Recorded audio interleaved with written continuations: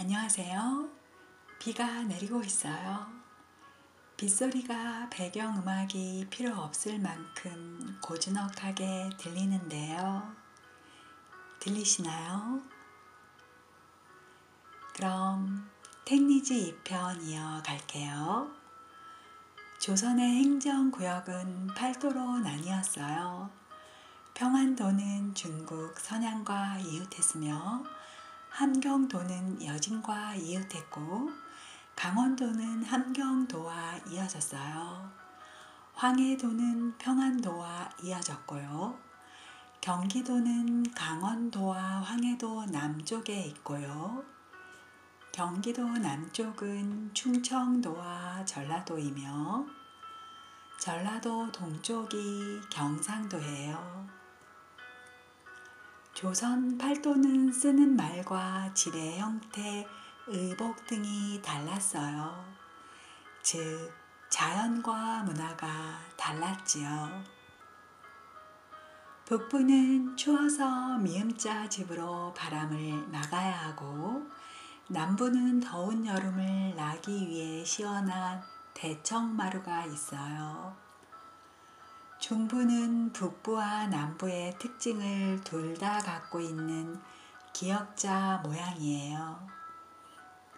그리고 또 대표적인 것이 각 지방의 방언인 사투리인데요. 이렇게 다른 까닭이 뭘까요? 자주 만나고 자주 어울리는 지역 사람끼리 공통점이 많고 교류가 적으면 공통점이 적어지기 때문이에요. 또 팔도가 강과 산맥으로 막혀 서로 소통하는데 장애가 되어 문화가 달라지기도 했지요. 이렇게 달라진 것은 역사적으로 오래되었어요. 경기, 충청, 전라도는 옛 마한과 백제 지역이에요. 경상도는 옛 변한, 진안 지역이에요. 함경, 평안, 황해도는 고조선과 그 뒤를 이은 고구려 지역이고 강원도는 따로 떨어져 예맥 지역이었어요. 당나라 말기에 고려, 태조 왕건이 삼국을 통일하여 고려를 건설했으며 고려를 계승한 나라가 바로 조선이지요. 조선 8도의 이름은 어떻게 정해졌나요? 그 지방의 고을 중 유석 있고 사람이 많이 사는 두 곳에서 첫 글자를 따와 지었어요. 평양과 안주라서 평안도, 함흥과 경성이라 함경도, 황주와 황해도라서 황해도, 강릉과 원주라서 강원도, 충주와 청주라서 충청도, 전주와 나주라서 전라도, 그리고 그 당시 제주도도 전라도에 속해 있었어요. 또 경주와 상주라서 경상도, 경기도는 왕이 사는 곳이라서 경기도, 택리지에는 조선 땅은 삼면이 바다이며 북쪽은 여진과 랴오 등으로 통하고 산이 많고 평야가 적으며 백성은 유순하나 기계가 약하다고 적혀 있는데요. 거리는 남북으로 3천리가 되며 동서는 천리가 안 되고 남쪽으로 가서 바다를 건너면 중국 자정성의 오현, 회계현과 막 닿았다고 해요. 자, 그럼 8도 여행을 떠나볼까요? 유서 깊은 평안도, 산과 하늘이 맞닿은 함경도, 산과 물이 험한 평안도와 함경도보다 따뜻한 황해도, 황해도는 경기도와 평안도 사이에 있는데요. 황해도는 중국에서 평양을 거쳐 한양으로 가는 주요 도로가 지나는 곳이라는 게 중요해요. 조선시대 3대 도둑으로 불리는 임꺽정, 장길산이 한때 황해도를 중심으로 활동했던 것도 이유라고 할 수 있어요. 빼앗을 재물이 많고 재빨리 숨기기에 좋았던 거지요. 황해도 북쪽에는 재령강이 흐르는데 재령강은 대동강으로 흘러들어 재령강이 흙을 상류에서 운반하여 하류에 쌓아 만든 평야가 재령평야인데 이러한 평야를 충적평야라고 해요. 이런 평야는 토양이 비옥하여 벼농사가 잘 되기 때문에 사람들이 살기 좋은데요. 특히 여기서 나는 쌀은 기름지고 차져서 임금님께 진상할 정도였다고 해요. 재령평야 주변에서 가장 큰 고을이 황주예요. 한양에서 중국을 가는 육로는 한양, 황주, 평양, 중국으로 이어져요. 그래서 북쪽에서 우리나라를 침입할 때도 꼭 거쳐야 하는 곳이 황주예요. 이곳을 지나면 바로 한양이기에 꼭 지켜야만 하는 군사 요충지죠. 다행히 태백 산맥에서 갈라져 나온 산맥들이 서해 근처까지 이어지고 산들이 많아 방어에 유리해요. 황해도 서쪽 바닷가 백성들은 어업이나 배를 이용한 교역을 하기에 좋아요. 이 바닷가 고을 중 해주가 가장 커요. 해주는 수양산 남쪽에 있는데 바닷물이 두 산 사이로 들어와 바로 앞산 뒤를 돌면서 괴어 큰 호수를 이루고 있는데 사람들은 이것을 작은 동정호라 불러요. 옛날에 율곡 이이가 이곳에 감사로 왔다가 수양산 자락에서 경치 좋은 석담 천석을 발견했어요. 석담 천석은 해주 변성군에 있는 명승지로 석담 국곡이라고도 한다고 해요. 동쪽 멸악산맥에서 내려온 산줄기가 바다와 만나는 서쪽 끝에 바다를 향해 툭 튀어나온 곳이 있어요. 바로 매가 유명하다는 장산곳이에요. 여기서 자란 소나무는 고려시대부터 충남 안면도와 전북 변산 소나무와 함께 좋은 제목으로 전국적으로 이름을 떨쳤어요. 궁궐을 짓거나 배를 건조하는 데 쓰일 정도였어요.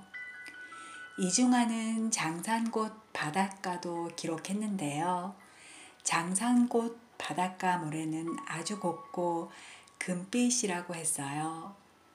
자, 그럼 감자가 꿀맛이고 많이 나는 또 경치가 빼어난 강원도로 가보드래요. 강원도는 여러 지방과 맞닿아 있어요. 산줄기가 천령에서 남쪽 태백산까지 등뼈처럼 걸쳐 있어 마치 하늘 속 구름에 닿은 듯 보인다고 했는데요. 이 고개의 동쪽에는 함경도 안변과 이웃한 흡곡, 고성, 양양, 강릉, 삼척, 울진, 평해 등 9개 군이 있어요. 이 9고을은 남북으로 천리나 뻗어 있지만 동서간 거리는 100리도 안 되는데요. 대관령 동쪽 지방인 관동 지방은 항구나 섬이 앞을 가리지 않아 큰 연못가에 있는 듯 넓고 아득한 기상이 빼어난대요. 또 이름난 호수와 기이한 바위가 많고 거울처럼 맑아요. 높은 곳에 올라가면 넓고 푸른 바다가 멀리까지 보이며 골짜기에는 물과 돌이 그윽해 경치가 전국에서 으뜸인데요. 아름다운 누각과 정자가 많은데요. 그중 8곳을 가리켜 관동 팔경이라 불러요. 관동 팔경이란 동쪽인 관동 지방에서 손꼽히는 명승지 8곳을 가리켜요. 택리지에는 흡곡, 시중대, 통천, 총석정, 고성, 삼일포와 청간정, 양양, 청초호, 강릉, 경포대, 삼척, 죽성루, 울진, 망양정을 일컬었는데 흡곡, 시중대와 양양, 청초호 대신 양양, 낙산사와 평해, 월송정을 넣기도 해요. 이름난 산도 많아요. 12,000봉의 금강산은 물론 설악산, 태백산, 오대산 등등 영서지방은 한강이 시작되는 곳인데 택리지엔 오대산 서쪽 기슭에서 한강이 시작된다고 되어 있는데요. 그 물을 우통수라고 했는데요. 오늘날 새로 계측한 결과에 따르면 태백시 창죽동 금대산 자락에서 자리한 검룡소의 물이 우통수에서 발원한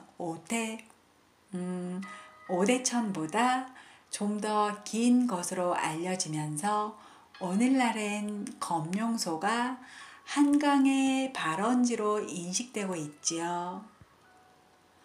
우통수는 현재까지도 우물이 마르지 않고 있는 우통수는 속리산, 삼파수, 충주, 달천과 함께 조선의 3대 명수로 전해지는데요.